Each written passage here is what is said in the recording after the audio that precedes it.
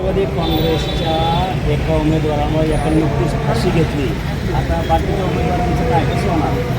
ज्या उमेदवारामुळे ज्यांना फाशी घ्यावं लागली त्या उमेदवाराला पोलिसांनी त्याच्यावर कारवाई केली पाहिजे आणि न्यायालय तो निर्णय देईल तो त्यांना बंद करायचा असं. आणि आता राष्ट्रवादीचे 4 उमेदवार उभे आहेत. मतदार त्यांना स्वीकारणार का या घटनेमुळं? नाही, ह्या प्रकरणामुळं ते लोक संकटात आलेले, त्यांच्या निवडणुकीवर परिणाम होणार हे 100%.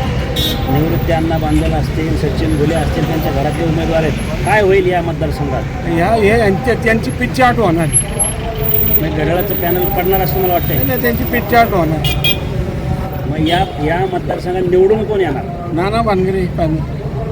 नाना भानगरेंचं काम चांगलं आहे का? एक नंबर काम आहे. तर तुम्ही जनतेला काय ह्या मतदारसंघाचे मुख्यमंत्री आहेत. मग तुम्ही या प्रभाग क्रमांक 41 असेल, वडाचीवाडी, होळकरवाडी, सर्वांना आव्हान काय कराल? नाना शिवाय पर्यायच नाही. विकास करायचा असेल तर नानाच पाहिजे. नानालाच मतदान केलं. नानाला मतदान केलं.